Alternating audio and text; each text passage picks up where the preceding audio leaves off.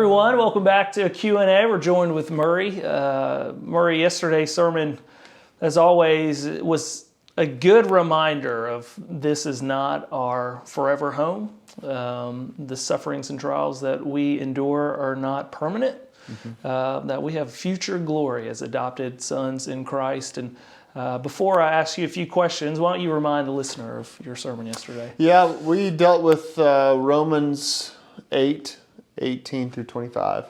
In that particular passage, Paul talks about the future glory of both creation and of God's saved elect. And so we talked about how creation now is subjected to futility or it's under the curse of sin. And so like our phones have filters on them, we can apply filters to photos. All of creation has a filter on it of sorts. And then when God comes again, he's going to remake this earth, and everything will be, instead of decaying, it'll be strong and beautiful and glorious and sing praise to the Lord. And likewise, us too. Yeah. We were talking a little earlier, and it got me thinking yesterday of how often I don't really consider the danger to my own life of not being more mindful of my future inheritance, of future glory, or even being really thankful for that. And why might we not consider that dangerous? But it is actually, in fact, dangerous to us to not be mindful of our future hope. Well, I think part of the reason that we don't think about it being dangerous is because we think to ourselves, well, what's the harm? I'm focused on here. I'm focused on now, and so I've got things to do here, and which is true. We have today to be faithful, but the reality is when we lose our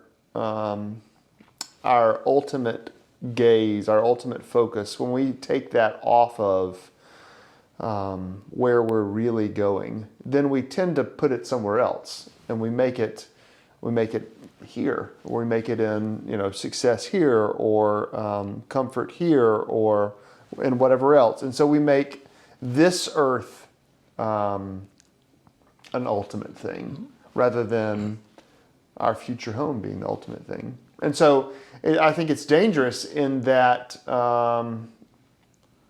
one. We tend to forget where we're going. Two, we tend to become satisfied with things that aren't really meant to satisfy. So it turns good things into idols. What might be, kind of flipping that over, what might be an advantage to us or a blessing to us when we are more mindful? Well, I think what it does is it puts everything in proper perspective. And so if we're remembering that we are, say for example, we have an inheritance with Christ, we're co-heirs with him, we're headed for glory, then that means everything that we have is just tools that God has given us to accomplish whatever he has before us for the day.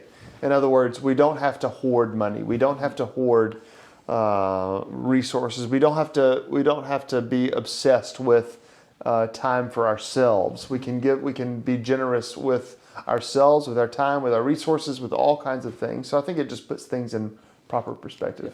That's really the ultimate freedom. Yeah, living open-handed, and not feeling the constraints or burdens of things that they don't have a burden on us. That's right. In our small group last night, we got to talking about exciting, looking forward to the new earth and redeemed heaven. And of course, the number one thing that we look forward to is being in the presence of Christ, walking in his presence. But what would be the next thing you look forward to in eternity? That's a great question. When I was young, I might have said flying, although I don't know if we'll be able to fly or not.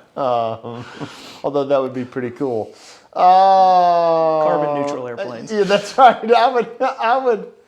And the Bible also says there's no marriage in heaven. So I guess part of my hope is that God will at least let Kim be my roommate. But what I'm most excited about, apart from seeing Christ, is seeing loved ones that have gone on before me and before us to to imagine what it would be like to meet Moses Yeah. or Adam. Oh, man. Say, hey, what happened? You had one job. You had one job. Yeah. No, yeah, just to be in the presence of all God's people. I think what a neat and glorious thing. I've actually never thought about. That's a good question. Yeah, especially being amidst all those people and there not being any tension. Yeah. And it's all unified. Yeah.